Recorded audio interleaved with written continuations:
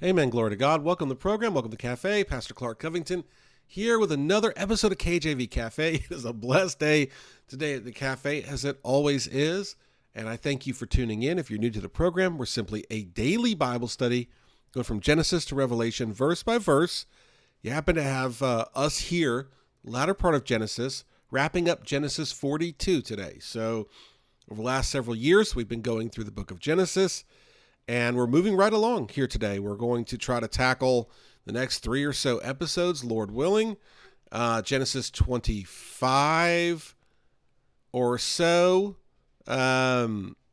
through 38. Okay, 25 through 38. I say that because last episode we were on Genesis 24. In fact, we spent some time on Genesis 24 looking at how Joseph wept, okay, and how Jesus wept. And we looked at a lot of parallels between why they wept. I mean, the emotion of their own people suffering is a layer, and another layer, the emotion of their own people or family, if you will, turning their backs on them, betraying them is another layer.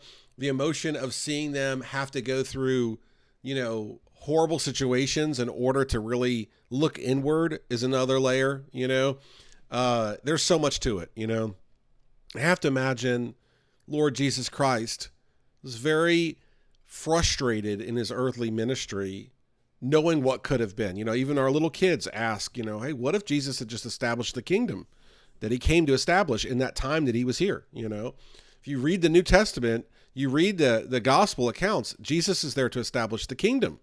He's speaking to the Jews. He's called to the Jews. Well, what if they had just established it, And as far as I can tell, as far as I understand, and I'm just basing this on what I've heard from other preachers, and I rarely ever say this on the program, but it's not really in the Bible what they would have done because they didn't repent. But others kind of posit that Israel would have been the missionaries, would have been the evangelists for the whole world. They would have been the example. And so we believe God wouldn't have done away with the world. He would have used Israel. And I think there vaguely is something in, I don't know if it's Revelation or one of the prophecies about Israel in the very last days, but there's something to that extent, I think, scripturally that backs that up. But that's what I believe would have come of it, but they didn't turn to him. They rejected him. That's why that's just guessing, right? That's just predicting. And then we don't do that really on the program. We just study God's word. We don't need to guess or predict. We're just going to spend time in God's word and see what thus saith the word of God. That said, Jesus wept. We have that chapter. We also have there that he took Simeon and bound him before their eyes. Okay. And so we have this, that Simeon is going to be held as a hostage, held as a prisoner, to make sure they come back. Okay. And so we're going to read a few verses, and then we're going to touch on this idea of why did he hold Simeon back. Verse 25, then Joseph commanded to fill their sacks with corn and to restore every man's money into his sack and to give them provision for the way, and thus did he unto them. And so Joseph, being in charge, commanded others to do this, which may have been kind of unusual for the others to be almost rewarding these people that seemed that Joseph was accusing of spies. But either way, they followed the command of their leader and did what he commanded them to do. Verse 26, and they laded their asses with corn and departed thence. So we see they were traveling by donkey. Verse 27, and as one of them opened his sack to give his ass provender, or food, right, in the inn, so the inn, I-N-N, that would be a hotel, if you will, okay, he espied his money, for behold, it was in his sack's mouth. So this would have been alarming. I've read through Genesis many times, I would say by now, and I get kind of into the story and just page by page, chapter by chapter, go through it. But it's good to kind of parcel this out a little bit and kind of park it here for a little bit. What would have been alarming about finding his money in there, it's the same kind of feeling if you've ever gone to the store, right? You go to like Walmart, or around here we have Ingles, you go to Piggly Wiggly, ShopRite, Harris Teeter, I can name them all, right? You go to a grocery store, and let's say you buy something, or you intend to buy something, somehow it ends up in your bag, but you didn't pay for it. you kind of have this moment where, oh no, they think I stole it. And you got to go back in there, and tell them, well, hopefully you go back in there and tell them, oh, I by accident, this fell in my bag or something. And they're looking at you like, are you some kind of common thief? I don't know if that's happened to you, but I mean, it's definitely happened to me. I want to say it happened to my wife not too long ago. I remember very clearly we were in the car. We had to turn around so she could go back and say, hey, you put this extra thing in my bag, or I didn't pay for this, whatever it was, right? That's the moment that they had, but on much larger scale, because one of their own was being held hostage. They're already being accused of spies, and this was actual money. So it would have been like just not paying for anything and leaving the store and then realizing you didn't pay for anything. Like you thought you came out of your pocket, but then you look in your wallet, it's all still in there. So that's what makes this so jarring. And the fact they're in the inn is very fascinating as well. We're going to look at how far they had to travel, why this was so crazy to happen, and what happened to Simeon, why he was held back, all when we come back from this break, so stay tuned.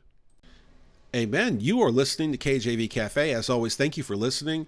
Hey, if you're new to the program, you can learn more about us at kjvcafe.com, kjvcafe.com. So let's look here. Obviously, it's very surprising. The money is in the sack, it says, okay? Verse 28, and he said unto his brethren, my money is restored, and lo, it is even in my sack. And their heart failed them, and they were afraid, saying one to another, what is this that God hath done unto us? Okay? So they realized, they were going there for what they thought was a noble reason to buy corn. Obviously, they're on the upper income scale in the fact that they were able to make it there okay. They were able to travel by donkey. They are right now at the inn. I mean, these weren't the lowest of the low, if you will, okay? But they were being accused of being the lowest of the low, and thieves and liars and all the rest. So let's start with how far, just so you get an idea. Like, why didn't they turn around and go back to Joseph and say, there's money in our bag? Now, it's debatable exactly where Joseph was. We know that they settled the Israelites at the land of Goshen. We kind of know where that is. But it's debatable maybe where he was at this time. And also on the Canaan land idea, it could be this part of Israel, that part. But generally speaking, coming from Israel to this part of Egypt would have been ballpark 200 or 300 miles along what's called the Way of the Sea. Okay, and if you've been listening to the program for a long time, you know I love to butcher a good map and navigational things and terms and all the rest. So I'm going to spare you trying to look at a map and describing it. But it's just like a very simple slope, like it's like you start up there in Israel and you just follow the coastline down and over into Egypt, right? And you have what's called the Sinai Peninsula, and you have this coastline here that you follow the way by the sea. Now, if you know me, I like to even use Google Maps, and I'll try to chart out on Google Maps how they may have traveled. But it's hard to do that because the roads, I think, will take you inland, right? So it's a much longer journey. But on donkey, by foot, etc., you just travel that way of the sea. I read a good comment by someone, I believe it was in the army or military over there in Israel, saying it's very fruitful when you travel that route. You're not going to starve. There's water under the ground. There is fish to eat. There is, things going on, whatever it may be. Clearly there was an inn, at least one inn. So this was a common route of travel. This would call it 200 to 300 miles. If you were walking slowly, with your donkeys and so forth, you might travel 20 miles a day. So call it a 10-day, 12-day journey, okay? And this is very rough estimations because no one actually knows. It doesn't say they went this amount of days or that amount of days, right? As far as I can tell, it doesn't say that. So why didn't they turn around? Probably because they were too far towards home. The very next verse mentions they get to Canaan and they see Jacob. So that's why they didn't turn around, okay? So that addresses that. Also addresses that this journey would have been a big journey, but probably not the hardest journey ever, right? Because it is, relatively close by, right? And even you look at a map, look at Egypt, look at Israel, modern day, you see it's relatively close by. You see they had the resources of the water. You see they had a direct route. You see they were staying at an inn. They weren't just tenting out all the time. So again, probably obviously challenging to the point they didn't want to bring their dad on the first go or the second go, if you will. but still doable, right? Also, too, very fascinating, what took them roughly 10 days, we're going to assume, with some kind of data points that we've mentioned, in the Exodus account takes the Israelites to leave Egypt to go to the promised land 40 plus years. Now, why was that?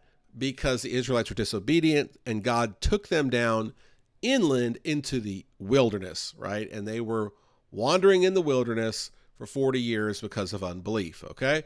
So what could have been done quickly took a long time. There's a ton of lessons about that I think we'll get to. I know we'll get to in Exodus, Lord willing. We'll get to in Exodus. But that is a very good lesson about living for God and following God. There's a great verse that says, it's vain to get up early and stay up late working, something like that. The Lord gives his beloved rest, and the idea is like what God can accomplish through someone that's sold out to him in an hour, man cannot accomplish in a year or 10 years, and I mean that with all my heart. Like, God is supernatural. God can slow time down. God can speed it up. And I don't mean like he's going to stop the clock. I just mean that he can accelerate things and slow it down. I can give you examples in the ministry of my own life where it's hard to describe it, and I'll just give it to God. And I'm not saying anything crazy, but like there were times I was driving up to Ohio with the kids and my wife had stayed home. She had work and stuff. We're going to go visit some folks there in the mission field. And I also had some work up there to do. And it was a long drive. It's just me and the kids. The kids must have been like 2 or 3 years old. And we're going through the West Virginia mountains and all the rest. And I remember, just spending time with the missionaries and stuff there in Ohio before we left. I was there one night. We're going to drive back. I've got the kids with me. I was really concerned. I mean, it's a long drive, I don't know how to describe it, but if you've been a parent of like twins and they're 10 and a half months apart. So if you've been a parent of twins, you know what I'm talking about. That's like, there's a level of anxiety there about just normal stuff, going to the mall, going to the store. So like, a 6-7 hour drive, I was just anxious. It was late. And I'm not kidding you. It was like God made a 7-hour trip feel like an hour and a half. I mean, I had my coffee from Tim Hortons. Bless God for Tim Hortons. Love Tim Hortons. They don't have it here in the Carolinas, or they don't right now. So I was very happy about that. But had my coffee. Kids had a movie on, and man, it was like God just did that. I mean, just got us home. That's how good God is, and that's when we're living for God. And that was literally like a trip to go check on the welfare of missionaries and all the rest. When we're living for God, he'll move the needle, man. Like, I can't describe it. And it's, again, one for one living for God. Like, so if I was taking a trip to like, a theme park somewhere far away, and it was all for me and my joy and my pleasure, I was gonna take a bunch of pictures and put on social media, God may care less about that. But if you're in the salvation business and you're working on behalf of the Lord, he can do things that are incredible. And so you just see that with God wanted the 12 tribes to be saved. God directed their way. He prospered their path. They got there pretty quickly, we believe, because they're going back and forth. So we know it's not too far as we can tell. And again, they have a stay at the inn. All of these things, these little clues that we forensically look at, help us to understand so much of what was happening there, and so much about God's plan for man. Again, to follow him, to accept him, to consider him, to understand his ways are supernatural. Again, I don't know if you would have, but I certainly wouldn't have coached Joseph to take a hostage and load up their sacks and all these things. But what Joseph was doing, in essence, and we'll get to this a lot in the next episode, was he was seeing if they've changed, right? He was checking the character. It was a character check of these men to see, okay, they abandoned Joseph. In fact, they wanted to kill him. Now are they going to abandon Simeon? Is he also out the door? Have they changed? Will they come back? Will they fess up to the money being in their bags? All of these things were put there for a reason, to see if maybe their character has changed or if they're still evil. And you notice by evil, it is really coming up to this idea of lying and stealing. And so oftentimes one tell for evil is the thief, and the liar, right? And what is the devil but the author of confusion, the father of lies, and a thief?